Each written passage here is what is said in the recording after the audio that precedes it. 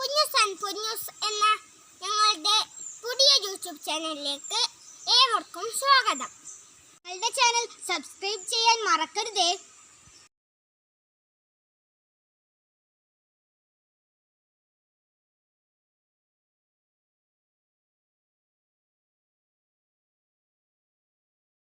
ശിശുദിനം, നമ്മുടെ ചാച്ചാജിയെ കുറിച്ചുള്ള ഒരു കൊച്ചുപാട്ട്.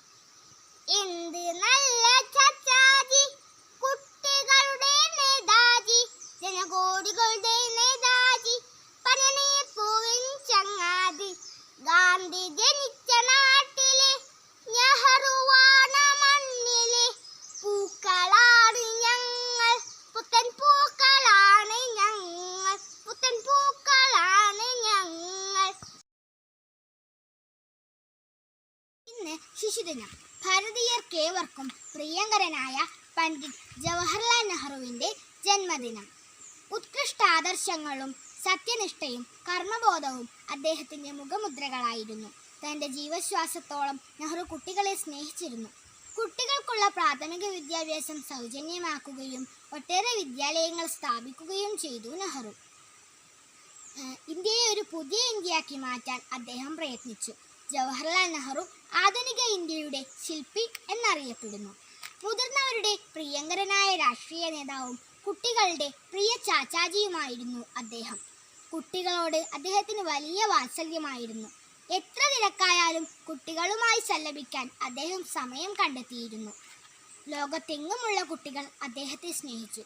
ഇന്നത്തെ കുട്ടികൾ നാളത്തെ പൗരന്മാരാണ്. സമൂഹത്തിൻ്റെ അടിത്തറയാണ് അവർ. കുട്ടികൾക്കുണ്ടാകുന്ന ദോഷങ്ങൾ ഇന്ത്യയുടെ ഭാവിയെ ബാധിക്കുമെന്ന് അദ്ദേഹം കരുതി. പൂന്തോട്ടത്തിലെ പൂവുകൾ എന്നായിരുന്നു കുട്ടികളെക്കുറിച്ച് അദ്ദേഹം പറയാറുള്ളത്. ശ്രദ്ധയും പരിചരണവും കിട്ടിയില്ലെങ്കിൽ അവ വാടിപ്പോകും.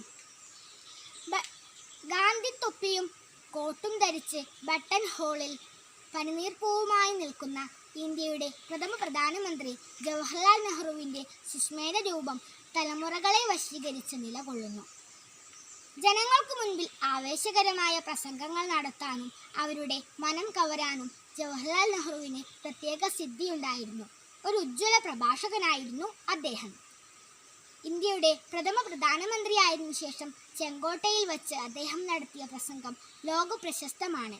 നമ്മുടെ ദേശീയ ലക്ഷ്യം ജനാധിപത്യ ഇന്ത്യയാണ്, മതേതരത്വ ഇന്ത്യയാണ്, സോഷ്യലിസ്റ്റിക് ഇന്ത്യയാണ്. അത്തരം ഇന്ത്യയിൽ ചൂഷണത്തിനോ മതഭ്രാന്തിനോ പ്രസക്തിയില്ല. ഭരണഘടനാ ആമുഖത്തിൽ നെഹ്റുജിയുടെ ഈ വാക്കുകൾ ഇപ്പോഴും ഭദ്രമാണ്. നെഹ്റുജിയുടെ ഈ ശബ്ദം ഉച്ചത്തിൽ മുഴങ്ങട്ടെ, കൂടുതൽ കൂടുതൽ ഉച്ചത്തിൽ മുഴങ്ങട്ടെ എന്നാഗ്രഹിച്ചുകൊണ്ട് ഞാൻ നിർത്തുന്നു. ജയ് ഹിന്ദ്.